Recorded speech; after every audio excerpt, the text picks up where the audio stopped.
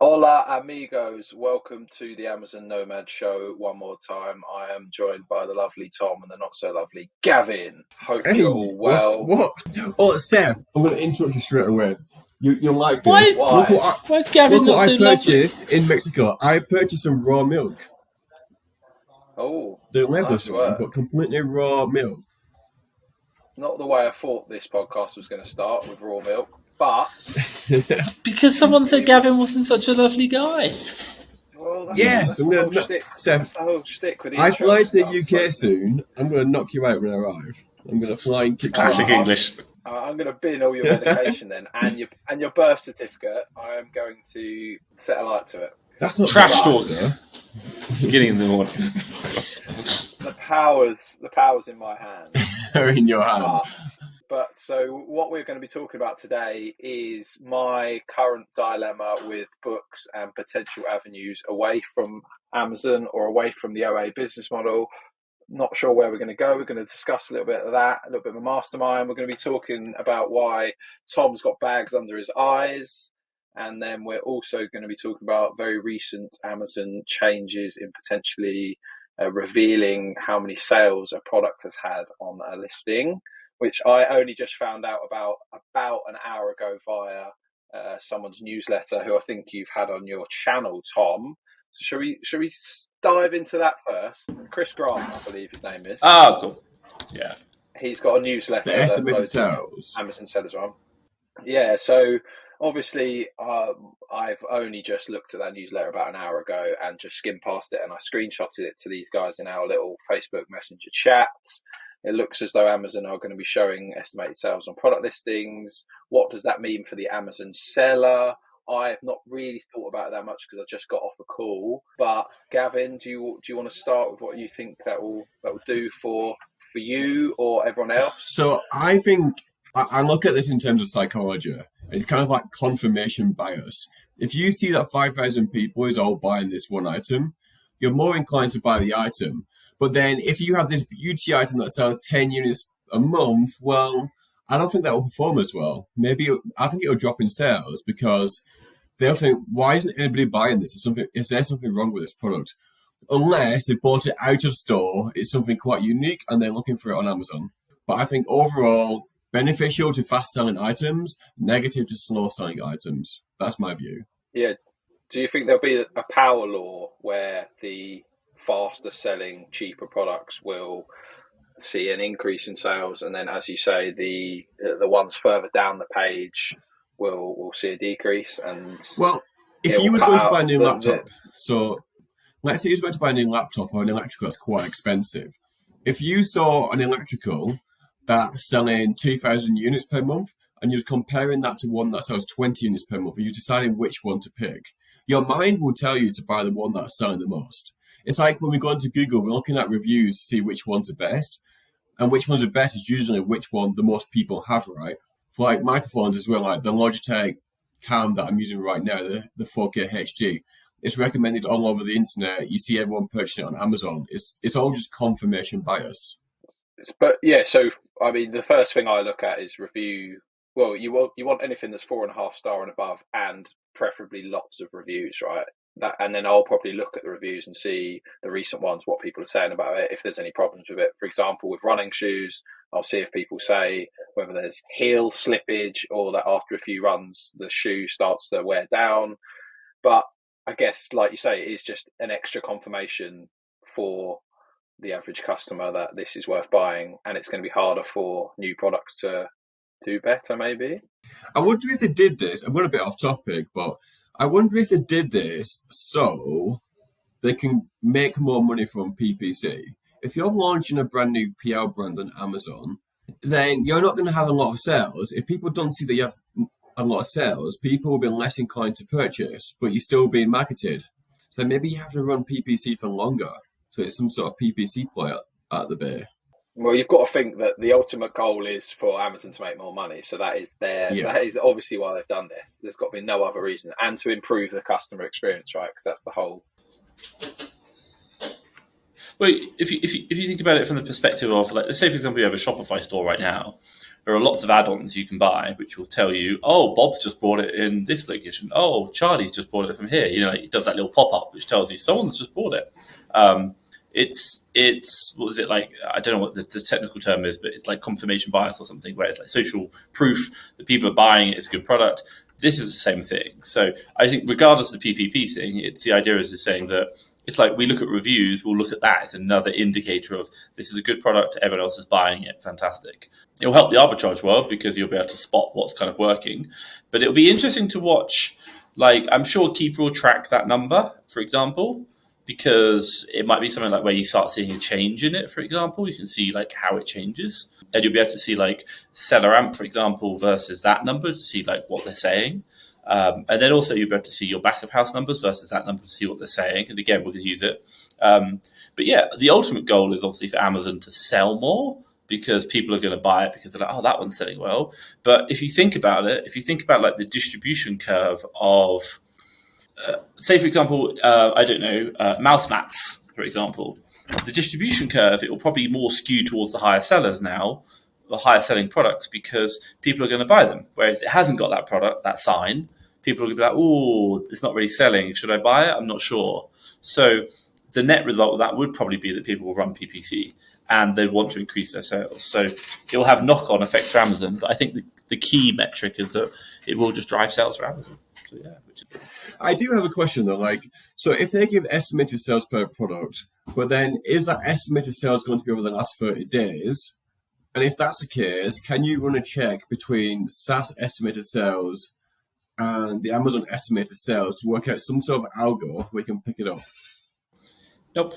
Because I don't think Amazon will tell you that. They'll just say 100 people have bought this, for example. Well, it says in this screenshot, it says 50 plus bought in past week. So if they stick with that, so you could do that, then they're just telling you weekly sales. But maybe on some of the more fast-selling products, they'll say this has sold 100 products today or yesterday, maybe, if they wanted to improve sales more. I'm sure they'll play around with it. On seasonal products, how would you use it to gain an accurate sales? Accurate sales. Amazon doesn't care. You wouldn't, because if you're thinking about, let's say Valentine's Day is an extreme case. Yeah, it would be your past week's metrics would be very disproportionate to what would happen tomorrow. If it's the 10th tomorrow. Yes, but can you look at the category, then look at the BSR last year, then look at a current BSR that's selling, then look at the estimated sales per month, and then assume it's going to sell around that one if that's where the BSR ends up, and then add a 20% variance. Maybe, but it depends on Christmas, okay, possibly, but Valentine's Day you wouldn't, because it gets too skewed towards one day, whereas Christmas is a bit more of a slow ramp up. So yeah, I think you could use it on Christmas. Do we need to plan for Q4? I was just going to think. Almost April. I was just thinking a potential pro tip for booksellers: if this stays and becomes a stalwart of the Amazon listings, just general product page. During August, which is textbook season, it would be a great tool for manual sourcing for the next textbook season or for January, because you could just type in medical textbook or electronics textbook or maths textbook, and then you could see the list and you could just tab out all the books that say that they're selling really well during that period, and then you could save those as alerts for the future, which is big for booksellers because you need to collect as many ASINs as possible. So could be quite useful for the bookseller, which only just popped into my head. But I don't think it will affect OA sellers too much, will it? It just sounds like it might make it harder for PL brands to. It'll help us. It'll help us. Yeah, it will help you. Yeah. I think it helps OA sellers in the way that if you go in very deep on fast selling products, they'll sell a little bit faster. But then I also think very slow selling products will sell slower. Possibly. It might be that slow selling products don't really change too much. You'll have to see how it affects buying habits. But it will give you a bit more, if for OA sellers, it will give people more confidence in what they're buying. And also it'd be interesting to see how Amazon does it on variation listings. So is it 50 bought the past week for the whole variation, or is it for the one SKU? That would be interesting to see the variation between them. But also as well, what you do realise is that if you're watching an ASIN, for example, and it changes from 25, say, for example, it goes 50 to 100 one day to the other, the sales are ramping up. So you're like, okay, cool, interesting. Wholesalers, I think it would probably make it quite an interesting play for, because you're starting to understand more about the whole SKU sales on a more a global level rather than just what your proportion of them are. Do you think estimated sales and like various softwares are going to be recalculated based on how this moves? It'll help. It'll help, of course. Like but all you're doing is taking data points and trying to improve it. So ultimately, that's what they should be getting.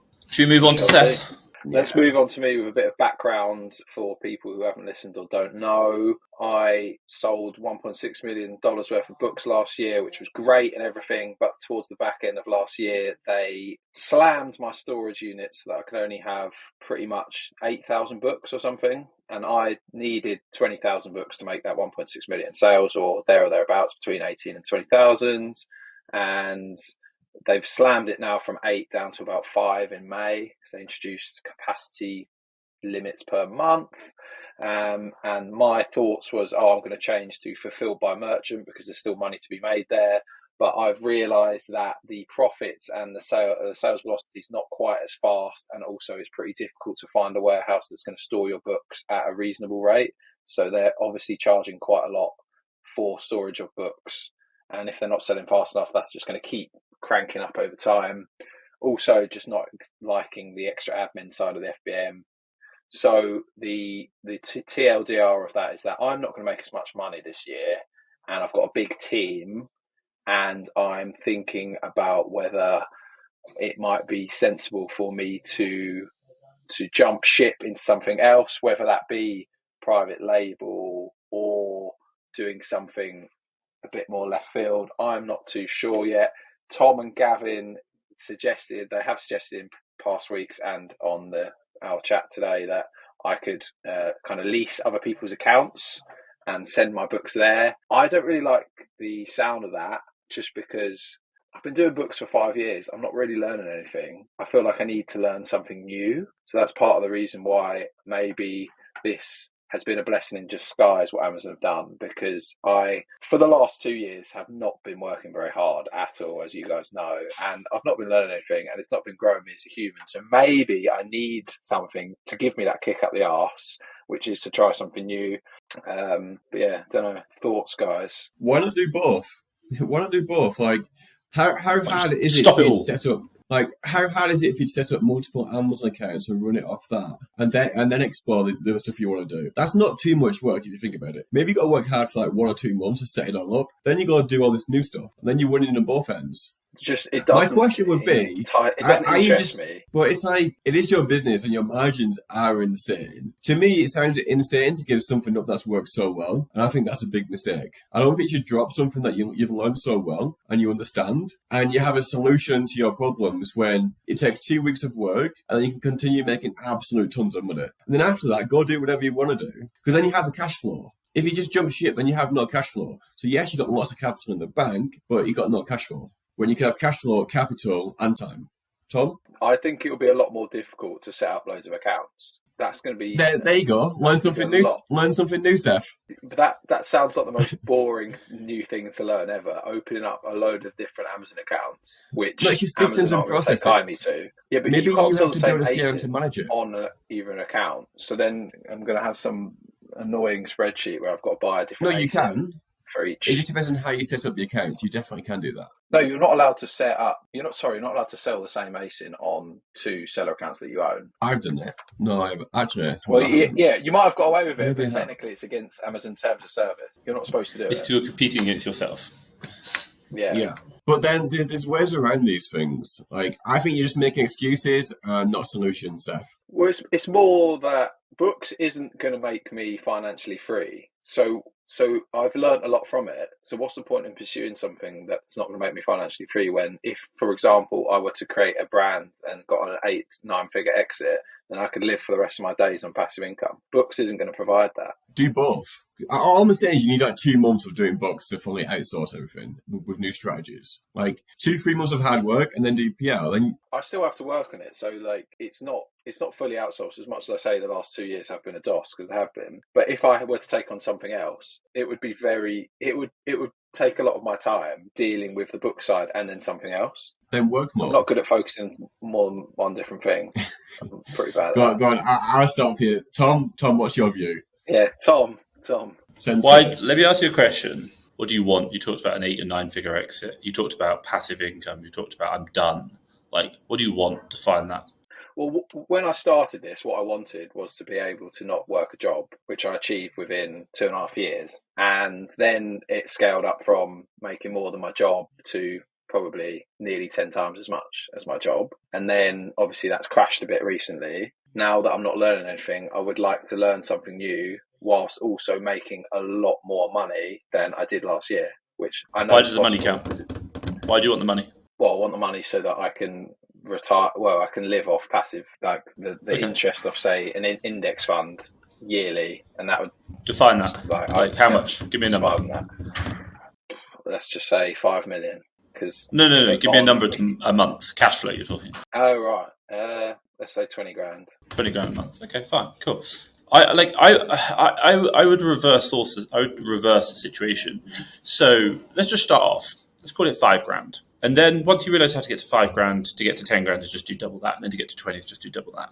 But if you were to say right now you had £5,000 a month coming in your bank account, I think you'd be pretty happy. Like, you could literally not do anything for the rest of your life. And by the way, the one thing I want you to understand here, because this is a really common thing, is listen to yourself. I've had not a passive income, I've had an active income, but I haven't had to do very much. And what have I done? Nothing. So I kind of understand that, and I think it's a really important point. Why? Because really, you want to enjoy what you're doing. Just be mindful of that. So I would do a bit of reflection on myself around why didn't I do anything last year? Why didn't I grow this business more?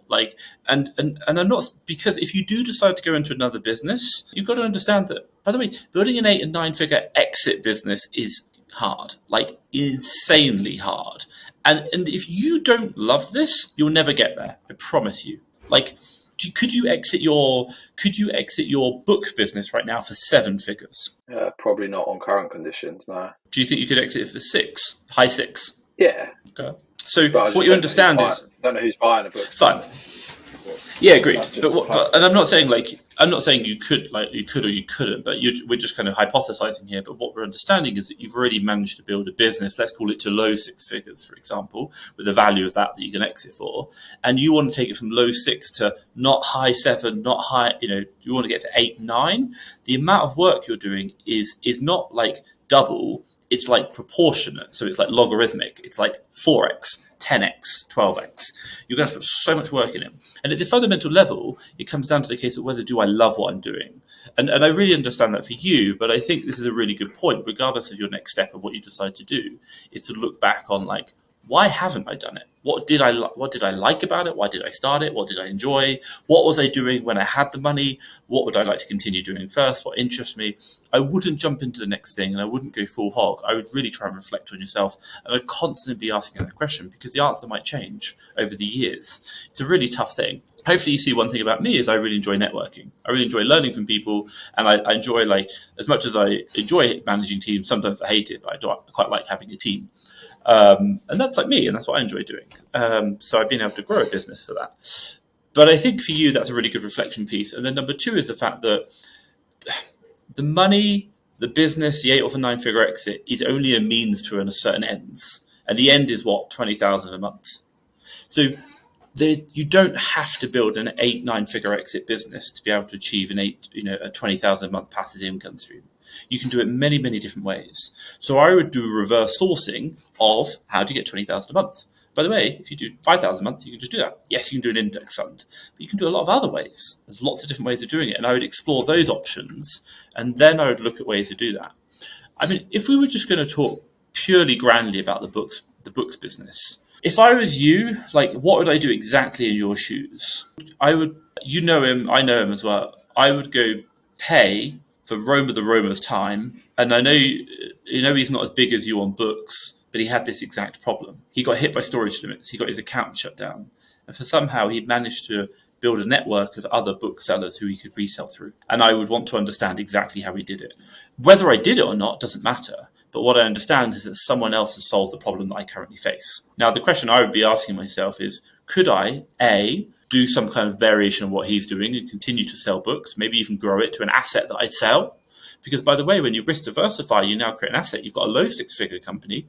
Why not or high 6-figure company? Why not build it to a mid to high figure 7 company? Hey, fuck that book business. By the way, you're selling on Amazon. Cool. Why don't you build the network and build it to an 8-figure company? That could be your exit. You know what you're doing, you know the way it works. I'm not saying you're going to, but it's an option.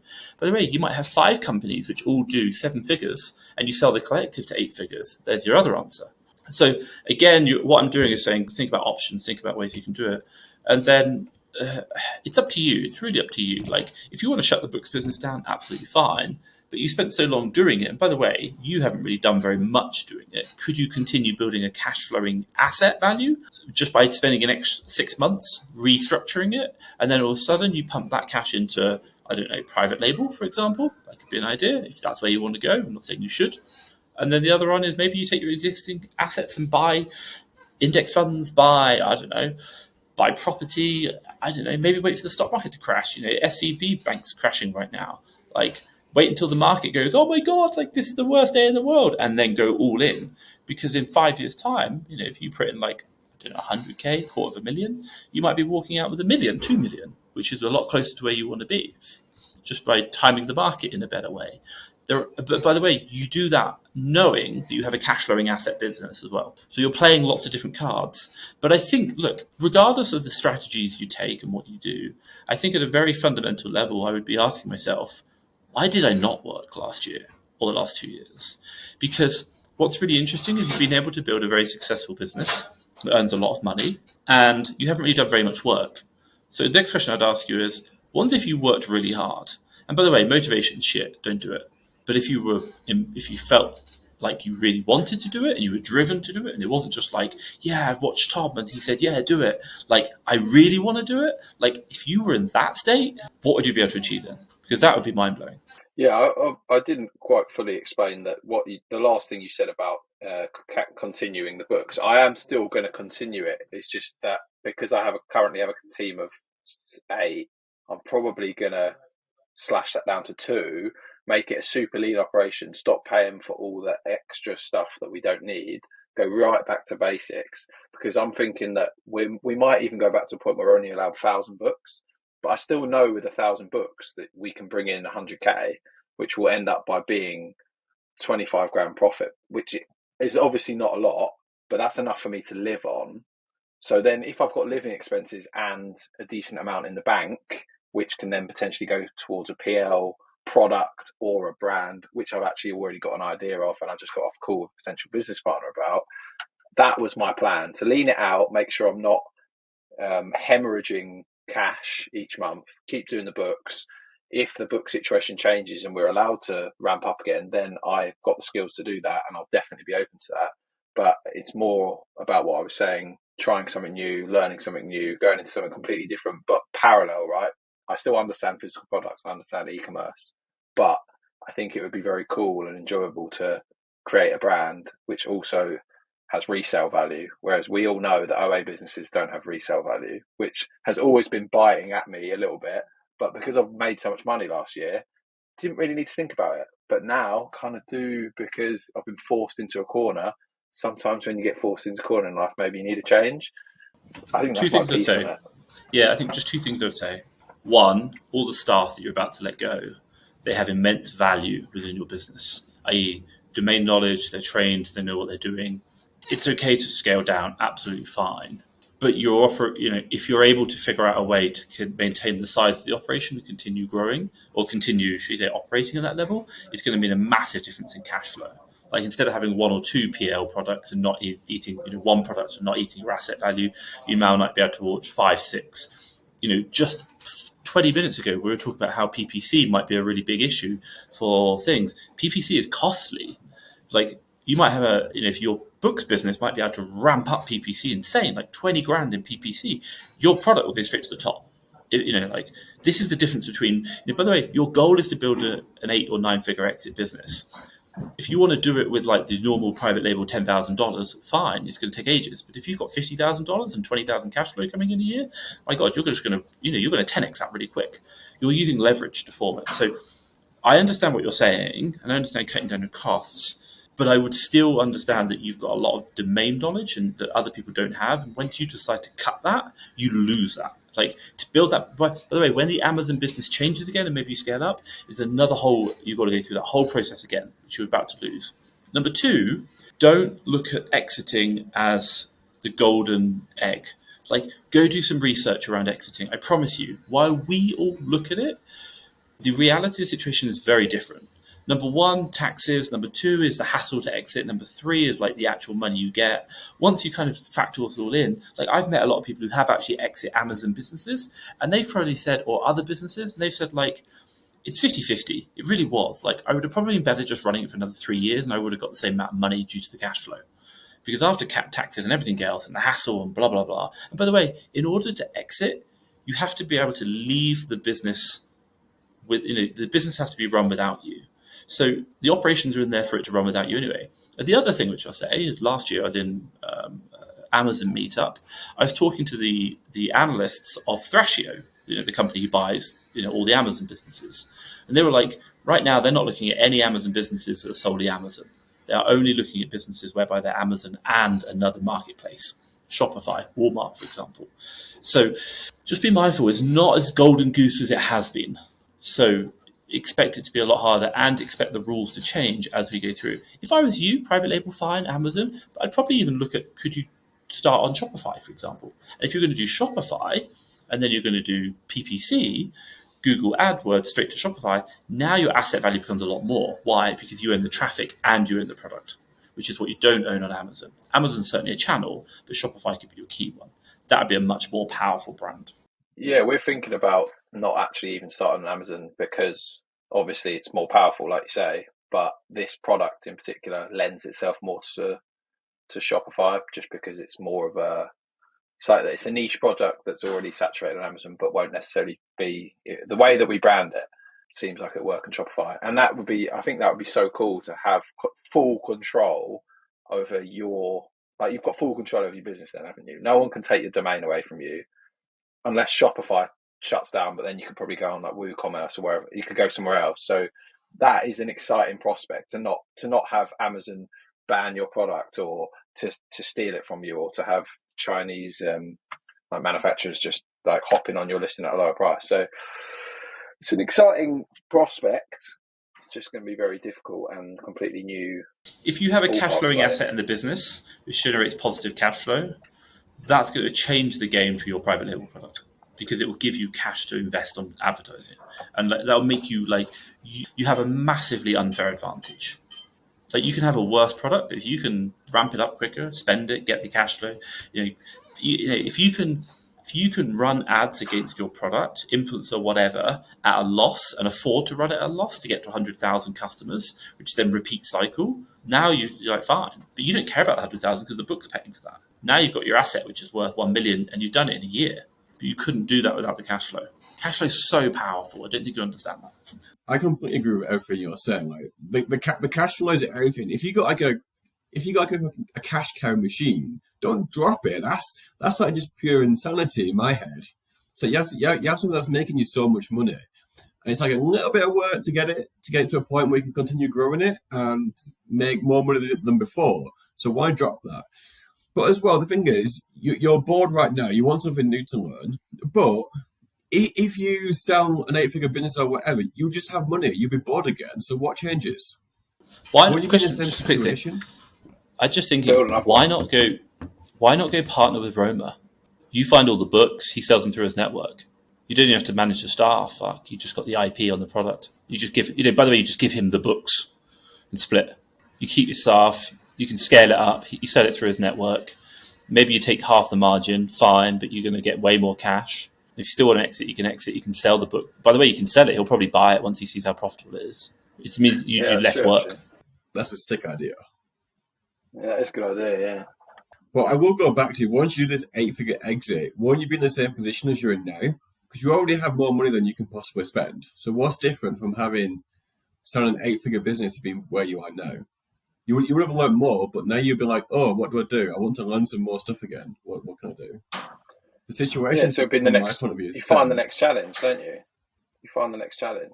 Yeah, I would find it like, what do you want? Where are you going? What interests you? Like, what inspires you? Because obviously your challenge right now doesn't inspire you.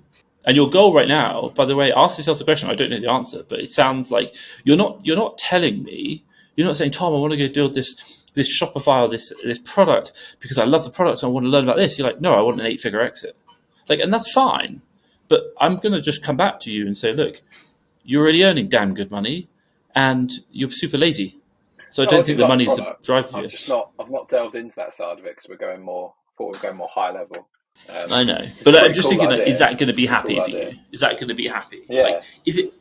By the way, like when you talk about the product, is it just you're going to do the product, or are you going to be out there selling it, marketing it, networking with people, doing like, yeah, I love this stuff. Like I am Elon Musk of SpaceX. I want to talk about SpaceX all the time. I fucking love this shit. Or you're like, no, I don't want to be seen at all. Like, what's going to inspire you to get out of bed every day? Yeah, that's the biggest question, really. I think maybe Seth, like a trip to Peru, ayahuasca experience. Worst advice ever, but it could be good advice, depending on how it could be good. I've done enough mushrooms. I've had enough of. That's not the same, man. Come on. No, obviously. Well, I've not done it, so I don't know. I would be keen.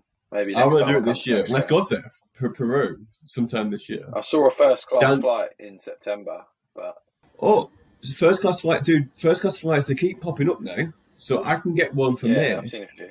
I'm going to book and cancel. Yeah. But yeah, so last point on this, really appreciate your input. Lots of value there for me to take on. I was just going to drop in a book recommendation for people listening, if they are still listening, because what spurred this whole thought process on was been meaning to read this book for a while, but the cheesy title caused me not to. It's called The Millionaire Fast Lane by, I think, something DeMarco. And it's this guy. Do you know it? I've heard the book. I know it. Yeah, I know the book. Tom, if you read it, you probably wouldn't get a whole load of value from it because a lot of it's based on limiting beliefs and just stuff that you've already got through, for sure.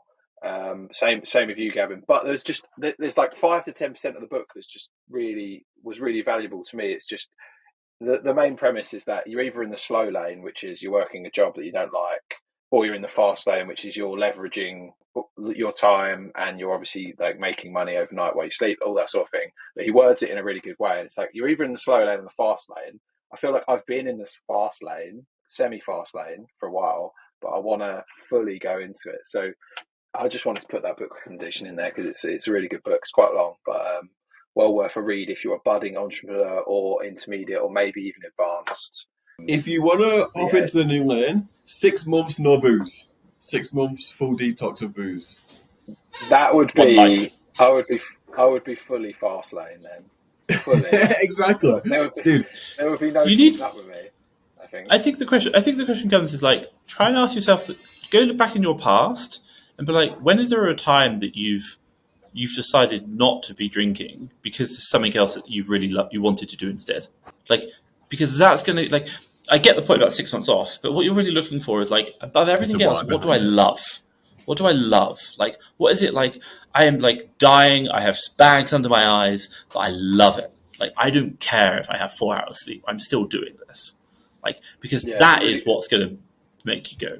No, it's such an important point because even though whilst I was building the books, I was drinking. I wasn't drinking that much. It was probably once or twice a month. And every time I woke up hungover, I was quite mad at myself because I was like, well, I've missed out on books that I can buy now.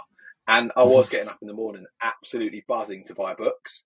And I really want to get that back because obviously those 2 years, all of my friends know they didn't see me. I was a proper hermit, but I loved being a hermit because I was just doing something that I could see was going to take me places that I didn't think I was ever going to go. So I really do want to get that back, that spring in your step when you wake up, even if you're hungover or tired, just like you said there, Tom. And I am searching for that, and I'm hoping that this could be it. No, I think you just got to stop drinking for 6 months, build the habits, and then what you'll find, your motivation, your drive will change. Since I've been having issues with Crohn's for the last 4 or 5 months, I haven't drank in the last 3 months right now. And I got this wholesale business. I've been working on it so much. At all? Last month. No, I can't. No, I can't drink. You can't drink. You can't even have coffee. Oh, wow. No. So all I've been doing is working. But it's like last month we built a new business and we spent $100,000 on the business. It's like I'm just working. That's awesome. Can I ask you a quick question? So I only managed 60 days sober last year, and I was really keen to get to this point that a lot of the sober community say that after 90 days or around that point, apparently like a cloud lifts in your mind and you suddenly feel more energetic, more productive, more confident, supposedly. And a lot of people have said this. It's not just like 1 or 2 people. I've seen it a lot in like that sort of community. Have you noticed that, seeing as you said it's been 3 months? So I would say my situation is a little bit different because my body is systemically inflamed, but it is getting much better. But I would definitely say no hangovers is a massive boon. Like exercising more, eating a lot better, motivation is really high, feel pretty amazing, even though whilst I'm recovering from this. So yeah, it's definitely true. Like people think when you drink, it takes like a few days to recover, but it's over a week, I think. To start regaining your momentum, your motivation, it's definitely over a week. Because what I'd always noticed like a year ago, I would stop drinking for 1 week, become like super motivated, and like start doing everything awesomely, like so much energy. Then I go out on a bender, and it takes me like a week to get back to that point again. And the cycle just rinses and repeats. No, I totally agree. So I had a mad one last Saturday, and I do feel like only just today, maybe yesterday. I think yesterday I was feeling like proper on it. I was buzzing about like this idea I've had. And what's that? Sunday, Monday, Tuesday. So it's taken 4 days for me to get to that point. And so the point is that it's like 1 step forward and then 3 steps back, isn't it? Yeah. So how are you ever going to understand what you want, how you feel, where you want to go in your business, and like what you're trying to achieve, or your energy, or any sort of operational plans, if you're in a permanent state of feeling like shit? Like your lifestyle counteracts what you want to achieve, and unless you fix the lifestyle, you can never go that direction. Okay, so in May we are going to be sitting in Hyde Park having non-alcoholic beers and cheersing our success. Yeah, I don't know if I'll be drinking then. I think my stomach's getting a lot better, so maybe I can. But it's like business has just started moving so quick. It's like, do I want to drink and do I want to invite that level of risk? But then the crazy side of me is like, let's fucking party, man. Let's go. But I need to manage maybe like once a month.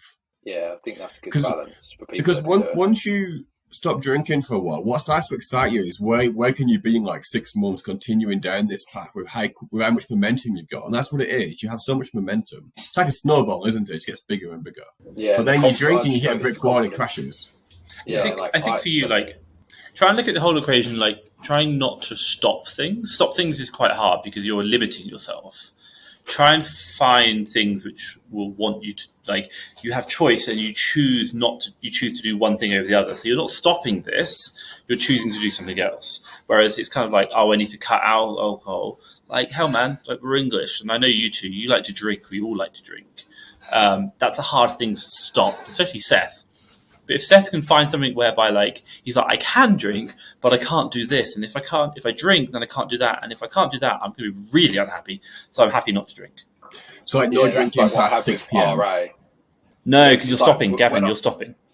Yeah, but like for example, when I was doing RA in my flat, and my flat looked like an absolute tip, I was out with my mates, and then at 10 p.m. I just had to say, look, I need to go home because I've got to pack all this stuff up for Royal Mail tomorrow, and I don't want to do it feeling terrible.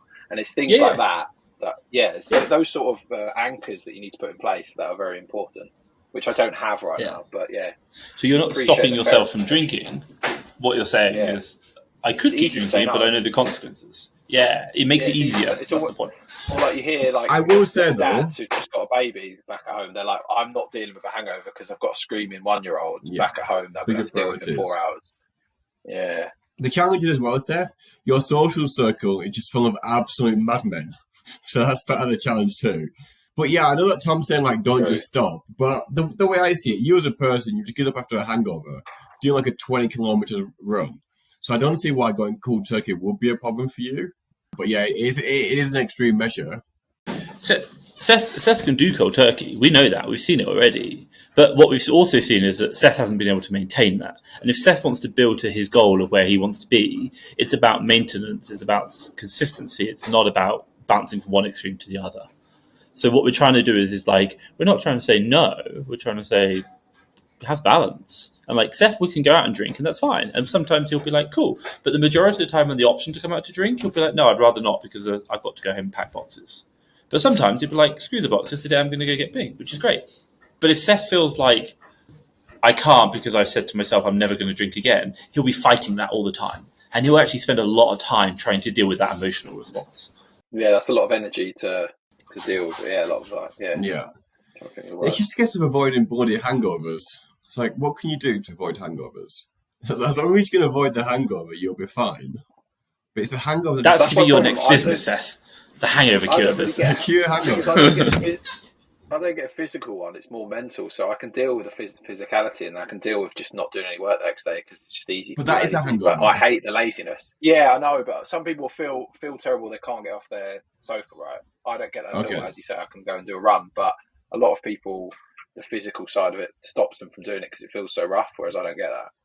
But I feel rough, but I can still mentally compute.